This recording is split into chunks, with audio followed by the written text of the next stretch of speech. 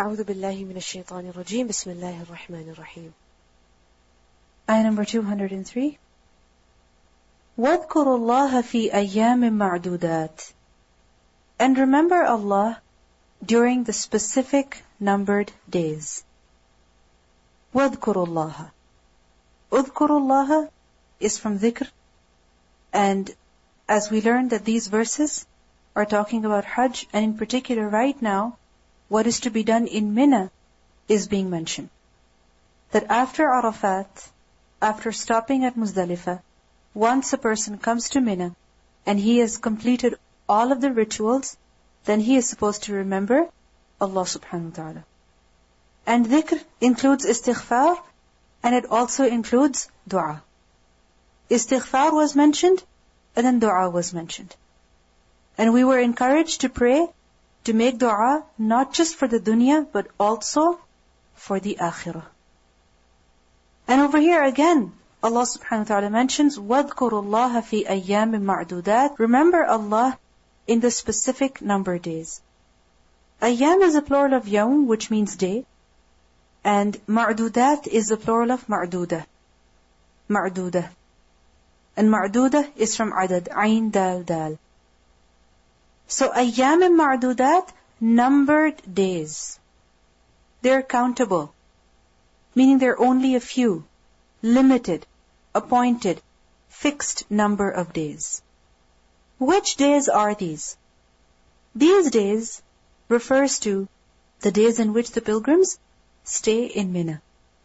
And these days are known as Ayyamut Tashriq. They are known as Ayyamut Tashriq. Which days are they? The 11th, 12th, and 13th of Dhul Hijjah. And in these days, a person stays in Mina. The first day, as we discussed earlier, as I mentioned to you earlier, when a person reaches Mina from Muzdalifah, what is he supposed to do? Throw the stones at Jamra Aqaba. Then, what else is he supposed to do? Slaughter the animal, cut the hair, and that is the Hallul Awwal. And if he performs Tawaf and Sa'i, then what is that? The Hallul Thani. During these days, when a person is in Mina, what is he supposed to do? We learned that at Arafat you're supposed to do the wuquf. At Muzdalifah you're supposed to sleep. What do you do at Mina? The first day you're done with all of the rituals. Second day, yes, you go to throw the stones, but the rest of the day, you've already done your sacrifice. You've already done your tawaf and sa'i. What are you going to do the second and the third day? The only ritual that is specified is the throwing of the stones, the darami of jamarat. The rest of the day, what does Allah say? Udhkurullah. Do dhikr of Allah. And this is what we learn from the Sunnah as well. The Prophet ﷺ said, أَيَّامُ التَّشْرِيقِ أَيَّامُ أَكْلٍ وَشُرْبٍ وَذِكْرِ اللَّهِ عَزَّ وَجَلٍ. The days of Tashriq are the days of eating and drinking and remembering Allah subhanahu wa ta'ala. They are the days in which a person is not allowed to fast. They are the days of eating and drinking and doing dhikr of Allah. Meaning you don't have to worry about your other things, your daily works and responsibilities, about traveling, about going here, about going there. No. You're bound to a place. You stay there. You have to perform only one ritual. What are you going to do the rest of the day? Dhikr of Allah. So these days are specified for the dhikr of Allah. And remember that dhikr is done by the tongue, it's done by the limbs, and it's done by the heart. So dhikr, yes, it refers to verbal dhikr, dhikr at the tongue, but in particular, over here, dhikr is not just that of the tongue. We learn from a hadith that is mentioned in Musnad Ahmad, in which the Prophet ﷺ said, إنما جعل الطواف بالكعبة وبين الصفا والمروة ورمي الجمار لإقامة ذكر الله. Performing the tawaf around the Kaaba and between Safa and Marwa, the stoning of the pillars are part of establishing the dhikr of Allah. So the dhikr of Allah includes remembering Allah verbally. It includes at Mina throwing the stones at the jamarat, and it includes performing the tawaf ziyarah, and it also includes the sa'i. So all of that is included in the dhikr of Allah. So وَاذْكُرُوا اللَّهَ فِي أَيَّامِ مَعْدُودَاتٍ. Because if you think about it, when you're doing tawaf also, you're doing dhikr. When you're doing the sa'i between Safa and Marwa, you're doing dhikr. And even each time that you throw the pebble, what do you say? Bismillahi Allahu Akbar. So all of these rituals, they include the dhikr of Allah. So وَاذْكُرُوا اللَّهَ فِي أَيَّامِ مَعْدُودَاتٍ. And see, أَيَّامِ مَعْدُودَاتٍ are mentioned. Specific number of days. Ma'dudat, limited.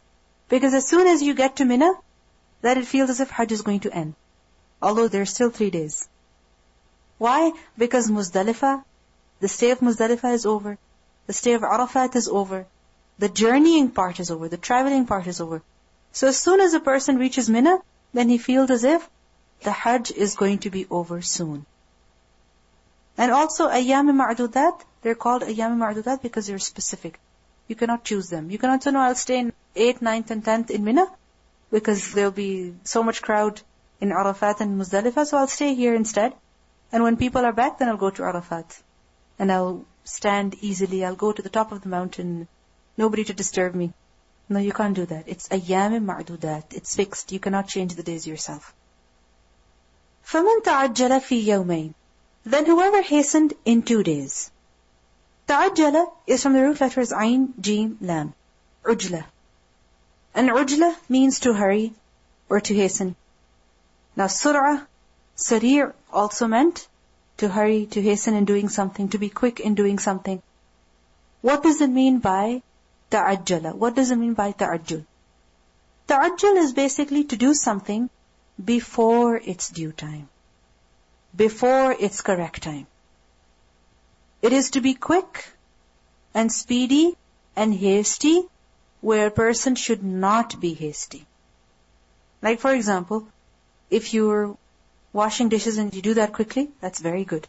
If you're cleaning and you're able to do that quickly, that's very good. As long as you do the work properly. But if you're praying salah and you pray very quickly, you whiz through the salah, is that good? No. Similarly, if you're reciting the Quran and you recite an entire page in 2 minutes, is that really something good? No. Because when it comes to doing good deeds, a person should take time and a person should do it properly. Ta'ajjul is to be hasty, it is to be speedy where one should not be. On the other hand, surah, that is praiseworthy. But ta'ajjul, this is not praiseworthy. In its literal sense. So فَمَنْ تَعَجَّلَ فِي يَوْمَيْنِ. Yawmain is the dual of yawm. Yawm is singular, tathniya is yawmain, and the plural is ayyam. So you see the 3 forms? Yawm, yawmain, ayyam. So whoever is hasty in 2 days, what does it mean by this? Meaning whoever hastens his departure from Mina after 2 days. فَلَا إِثْمَ عَلَيْهِ. Then there is no sin upon him. We know that Ayyam al-Tashriq are 3. 11th, 12th, and 13th. Now, if a person wishes to stay in Mina only until the 12th, and then he wishes to leave, he wants to spend a day in the Haram because he has to catch a flight, or he wants to go to Medina because he still didn't get a chance, he wishes to go pray in the Masjid al-Nabwi as well. So if he wishes to do that, what does Allah say? La isma alayh. No sin upon him. He's not at fault. Why? Because Hajj is complete. All the manasik are done. فَلَا إِثْمَ عَلَيْهِ. And on the other hand, وَمَنْ تَأَخَّرَ. And whoever deferred, تَأَخَّرَ from the root letters Hamza, Khara. تَأَخُّر is to delay, to defer something. So whoever defers, meaning he stays until the end of the 3rd day, the 13th of Dhul Hijjah, فَلَا إِثْمَ عَلَيْهِ. Then there is no sin upon him either. لِمَنِ اتَّقَى. For the one who feared Allah. What does it mean by liman? Liman is connected with la isma. There is no sin upon the one who does either of these 2 things as long as he ittaqa. As long as he is afraid of Allah. He has fear of Allah in his heart. Many times, people stay for 2 days, and like it's getting too difficult, I'm tired of it, I want to go home eventually. come on, let's just get out of this place. So if a person leaves with this feeling, there's no taqwa in the heart, then la isma alayhi will not be applicable to him. On the other hand, if a person says, I will stay for 3 days and I will be more righteous, look at these people leaving on the second day. And he considers himself to be more pious because he's staying an extra day. There's no extra righteousness. Over here, there is no sin upon the one who leaves after the second day. There is no sin upon the one who leaves on the third day, as long as there is taqwa. So we learn that the spirit of all of the rituals of Hajj is what? Taqwa. That is what is required. Taqwa is essential for the entire journey of Hajj. We learned earlier that take provision with you when you go for Hajj, and the best provision that you can take is taqwa. Stay for 2 days. If you have taqwa, it's all good. Stay for 3 days. If you have taqwa, it's all good. No blame, no fault, no sin. As long as you have taqwa. وَاتَّقُوا اللَّهَ, and fear Allah. Because you see, taqwa is what? The fear of Allah subhanahu wa ta'ala, which takes a person to doing that which pleases Allah, and keeps a person away from doing that which displeases Allah. So as long as a person is in that state of heart and mind, then no matter where he is going to obey Allah. No matter where he is going to stay away from disobeying Allah, whether he is in Mina on the third day or not. وَاتَّقُوا اللَّهَ وَاعْلَمُوا, and fear Allah, and know that أَنَّكُمْ إِلَيْهِ تُحْشَرُونَ, that indeed you all are going to be gathered to Him. تُحْشَرُونَ is from the root letters Ha, Shin, Ra. And Hashr is to assemble, is to gather together different things or a lot of people into one place. And Hashr has the element of forcing people out of their homes, forcing people out of their place, forcing things out of the place that they're in and gathering them in one place. Which is why the word Hashr is also used for gathering people for battle. For example, it is said about women that النِّسَاءُ لَا يُحْشَرْنَ, women shall not be gathered, meaning they shall not be forced to come to battle. It's an expression. So, وَاتَّقُوا اللَّهَ وَاعْلَمُوا أَنَّكُمْ إِلَيْهِ تُحْشَرُونَ, know that to Him you will be gathered, meaning on the day of judgment, on the day of resurrection, all of you are going to be gathered together for what? For hisab, for reckoning, whether you like it or not. تُحْشَرُونَ, whether you like it or not. We learned that the greatest lesson of Hajj, when you see all of those people, when you see hundreds and hundreds and hundreds of people, and in so much simplicity, that no matter how rich a person is, he is still sleeping in the open at Muzdalifah. No matter how many cars a person has at home, he is still traveling with the rest of the group, or he is walking, or he is stuck in traffic. He cannot do anything. The way that people are dressed, and by the end of Hajj, sometimes you see the ihram of the people. It's so dirty by then, because they've been sleeping on the mud, they've been sitting on the mud, they've been standing, they've been walking, maybe they lost all their luggage, and they didn't get a chance to change. It's possible. So the biggest lesson of Hajj, it is a reminder of the Day of Judgment. The way people are gathered at Arafat, everybody is standing, waiting, praying, making dua, seeking forgiveness. At Muzdalifah, everybody is sleeping in the open. Literally sometimes, those of you who have gone for Hajj, and if in the middle of the night you got up to go to the washroom, or you woke up and you saw all the people around you, it's as if there are dead bodies lying around. No tents are allowed. You can't sleep under a tent at Muzdalifah. You're supposed to sleep in the open, under the sky, on the ground. No beds, nothing. It reminds you of the Day of Judgment. For example, you go behind a bus or something like that, wherever your group has arranged for you, but everybody is on the ground. And sometimes you see people are wearing, especially the men, they're wearing white. Literally, it seems as though they're wrapped up in a coffin. It reminds you of death. It reminds you of the Day of Judgment. How unable you are to do what you want to do. You can't use the washroom when you want to. Sometimes there's a big lineup.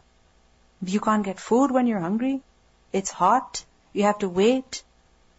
So, وَاعْلَمُوا أَنَّكُمْ إِلَيْهِ تُحْشَرُونَ. Know that you will be gathered to Him on the Day of Judgment. And Hajj reminds us of that. Hajj gives us the certainty of the Day of Judgment. The Prophet ﷺ said, يُحْشَرُ النَّاسُ يَوْمُ الْقِيَامَةِ حُفَّاةً عُرَّاةً غُرْلًا. The people will be gathered on the Day of Judgment barefoot, naked, and uncircumcised. When Aisha radiallahu anha heard this, that people will be gathered barefoot, naked, and uncircumcised, she was surprised that will the women and men not look at each other? I mean, the satr is not going to be covered. What was the response that she was given? Everybody will be preoccupied with himself. He will not care to look at another person. In fact, if a person sees someone he knows, he will run away from him. يَوْمَ يَفِرُّ الْمَرْءُ مِنْ أَخِيهِ وَأُمِّهِ وَأَبِيهِ. The day that a person will run away from his brother, his mother, his father, his family, his clan, his friends. So that is the day when everybody is going to come on the Day of Judgment, empty-handed, with nothing. You can have a whole lot of stuff at home, but when you go for Hajj, what do you have with you? Limited possessions. People will be willing to give up anything on the Day of Judgment to free themselves from the punishment. So, وَاعْلَمُوا أَنَّكُمْ إِلَيْهِ تُحْشَرُونَ. Just as at Hajj, sometimes when people are extremely hungry, and they're like, just get me food, and I'll give you anything. Just get me water, I'll get you anything. Get me to Muzdalifah, get me to Arafat, and I will pay you for it. Just take me there. So Hajj reminds us of the Day of Judgment. How dependent we are on Allah subhanahu wa ta'ala. How insignificant we are. How small we are. What limited abilities we have. What limited resources we have. وَاعْلَمُوا أَنَّكُمْ إِلَيْهِ تُحْشَرُونَ. And especially with the great number of people. The multitudes of people. So many people. You just see people coming and coming and coming and going. Let's listen to the recitation. وَاذْكُرُوا اللَّهَ. Let's go over the lesson. الحج أشهر معلومات. Hajj is in specific known months. فَمَنْ فَرَضَ فِيهِنَّ الْحَجَّ. What does it mean by this? How has he made obligatory? By making the niyyah, putting on the ihram. فَلَا رَفَثَ وَلَا فُسُوقَ وَلَا جِدَالَ فِي الْحَجِّ. 3 things a person is not allowed to do, amongst many other things, but these 3 are mentioned specifically. And what is a person supposed to do? وَمَا تَفْعَلُوا مِنْ خَيْرٍ يَعْلَمْهُ اللَّهُ. What does it mean by khairin? Any good deed. And specifically, one more meaning I told you before. Khairin. Khair is used for wealth. So whatever good that you do with your wealth, meaning whatever that you spend in charity, Allah knows of it. وَتَزَوَّدُوا. What kind of provision should a person take with himself? 2 types of provision. The physical provision and the spiritual provision. What's the best provision? فَإِنَّ خَيْرَ الزَّادِ التَّقْوَى. The best provision is taqwa. وَاتَّقُونِ يَا أُولِي الْأَلْبَابِ. Fear me, O people of intellect. Meaning if you have intellect, then that is what you will take with you. If you're using your mind, then you make sure you have your toothpaste, you have your toothbrush, you have your socks, you have your shoes, you have your sandals. But if you really have intellect, if you're really using your mind to go for Hajj, you will make sure you take taqwa with you. You're spiritually prepared as well. Remember, you have to spiritually prepare yourself to go for Hajj. And part of that is knowing what to do. Part of that is knowing what to pray to Allah subhanahu wa ta'ala for. How to make dua. Because if you go there and you don't know what dua to make, what dhikr to say, Hajj is all about dhikr, tasbih, talbiyah, dua. So if a person does not know how to do that, then how is he going to spend his Hajj? So you need to be spiritually prepared as well. لَيْسَ عَلَيْكُمْ جُنَاحٌ أَن تَبْتَغُوا فَضْلًا مِنْ رَبِّكُمْ. What does this mean? If a person makes dua for worldly things, or if a person tries to work in order to get a wage, or he does business, or he buys things, if he obtains some worldly things, there's no sin upon him. فَإِذَا أَفَضْتُم مِّنْ عَرَفَاتٍ. When you have departed from Arafat. When does a person go to Arafat? From where? From Mina to Arafat. What do you do at Arafat? Stand and do dhikr, dua, tasbih, talbiyah.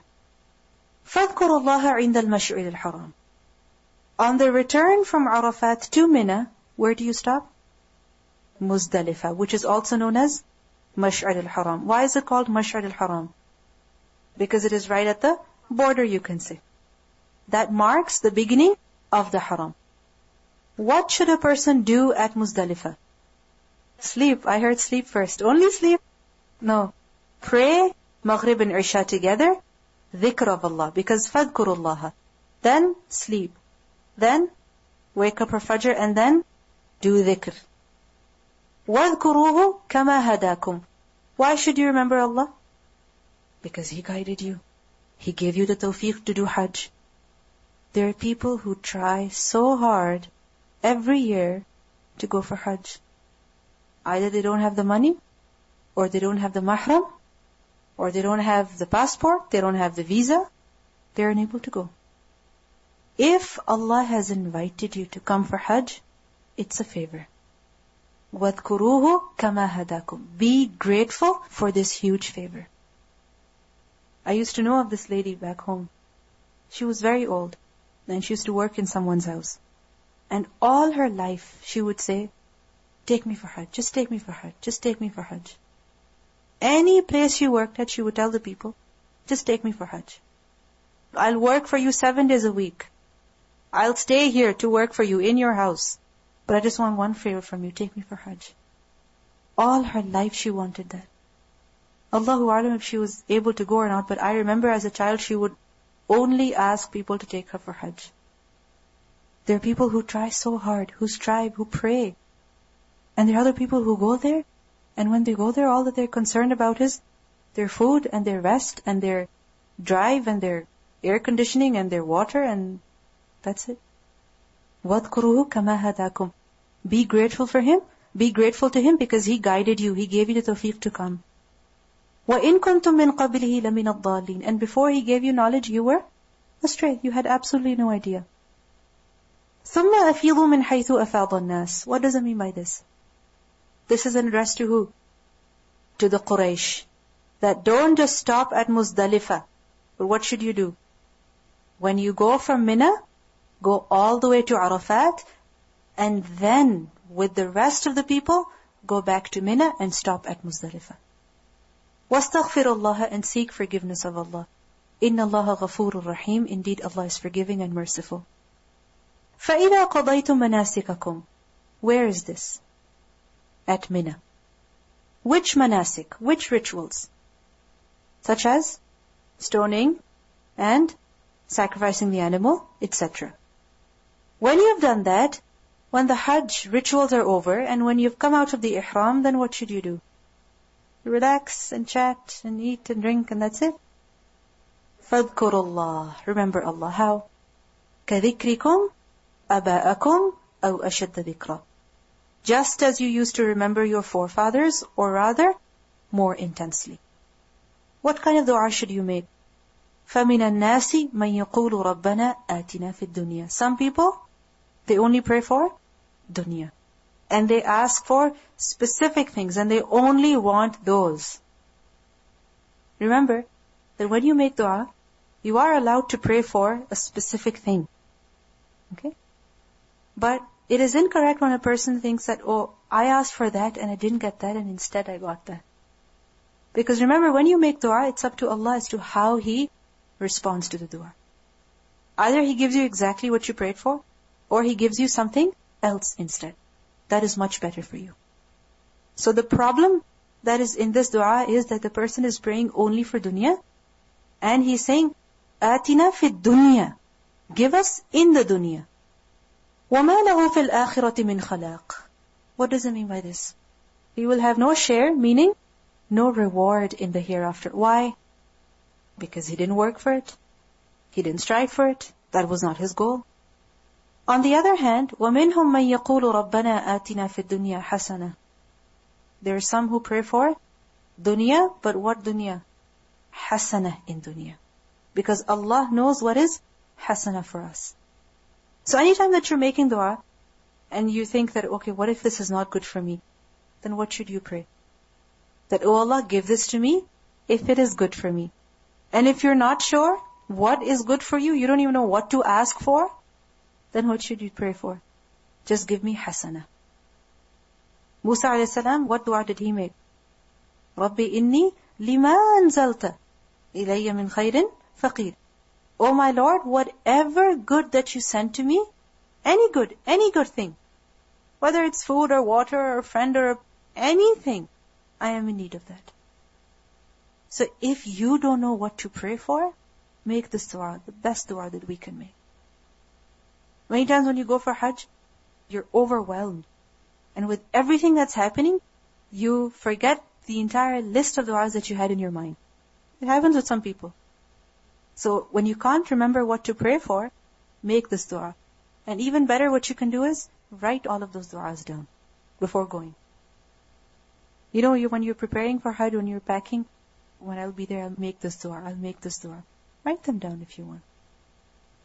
So رَبَّنَا آتِنَا فِي الدُّنْيَا حَسَنَةً وَفِي الْآخِرَةِ حَسَنَةً, and also good in the hereafter. Because good in this dunya is temporary, and good in the akhirah is permanent. وَقِنَا عَذَابَ النَّارِ, and save us from the punishment of the fire. Why? Because it's punishment. And also why? Because even if a person is exposed to the punishment of the hellfire for a minute, he is not successful. Who is truly successful? The person who is saved from the punishment of the hellfire and is admitted into Jannah. أُولَٰئِكَ لَهُمْ نَصِيبٌ مِّمَّا كَسَبُوا. What does it mean by this? They will get reward as a result of what they have done. What does this teach us? You will get what you work for. If you don't work, you're not getting anything. مَا لَهُ فِي الْآخِرَةِ مِنْ خَلَاقٍ. And on the other hand, أُولَٰئِكَ لَهُمْ نَصِيبٌ مِّمَّا كَسَبُوا وَاللَّهُ سَرِيعُ الْحِسَابِ. And Allah is swift in taking account. وَاذْكُرُوا اللَّهَ فِي أَيَّامٍ مَعْدُودَاتٍ. Which days are these? What's the term? أَيَّامُ التَّشْرِيقِ. Where should a person stay? In Mina. فَمَنْ تَعَجَّلَ فِي يَوْمَيْنِ فَلَا إِثْمَ عَلَيْهِ. If a person leaves after 2 days, no sin. وَمَنْ تَأَخَّرَ فَلَا إِثْمَ عَلَيْهِ. Whoever stays till the 3rd day, no sin. As long as a person has taqwa, لِمَنِ اتَّقَى. وَاتَّقُوا اللَّهَ وَاعْلَمُوا أَنَّكُمْ إِلَيْهِ تُحْشَرُونَ. Fear Allah and know that indeed to Him you will be gathered. So what are the main lessons that we learn from Hajj? What are the things that have been emphasized in these verses? First of all, taqwa. The importance of taqwa. Worship, any act of worship, any act of righteousness, without taqwa is empty. It lacks joy. You can't enjoy an act of worship if there is no fear of Allah, if there is no love of Allah.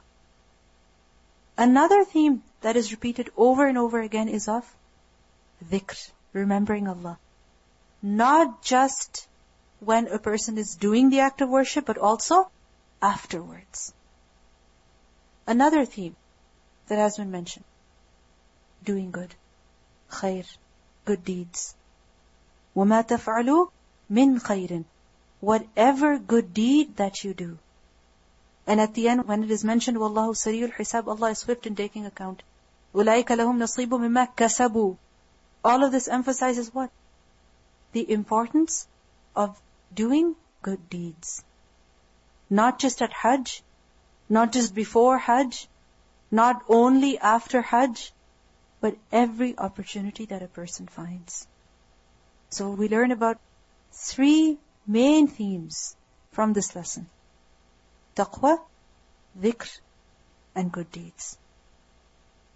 Remember, nasibun mimma. Mimma gives the meaning of as a result of. And nasib is a fixed share. Yani it is fixed. It cannot be changed. It cannot be deleted. It cannot be erased. It is written for them.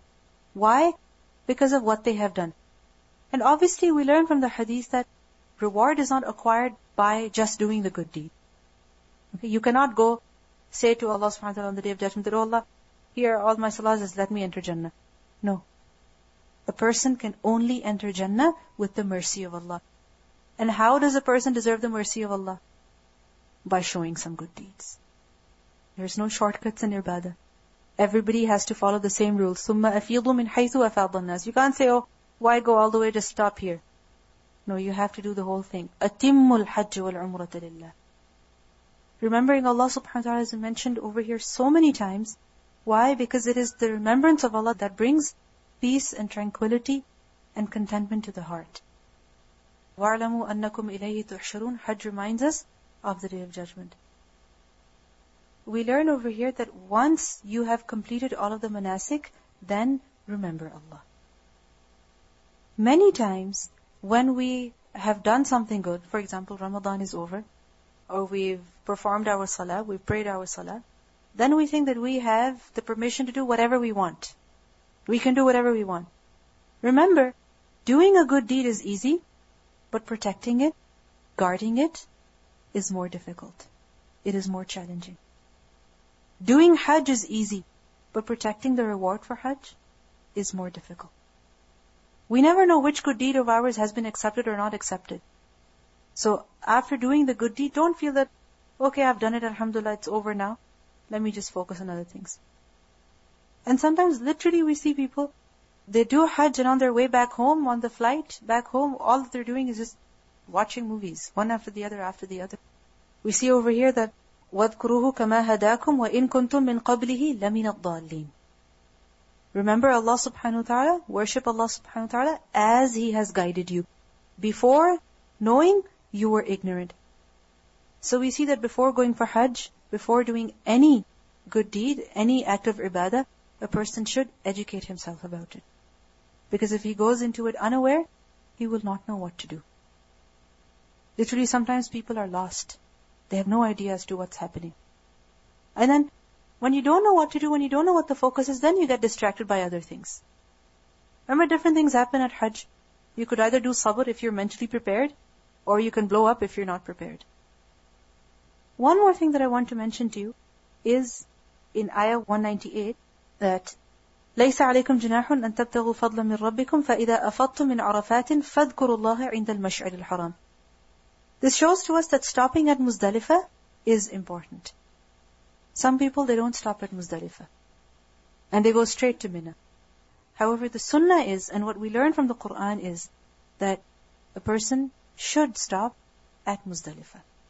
He should spend the night over there. That is what the Sunnah is, and that is what we learn from the Qur'an as well. We'll end over here. سبحانك اللهم وبحمدك نشهد أن لا إله إلا أنت نستغفرك ونتوب إليك. السلام عليكم ورحمة الله وبركاته.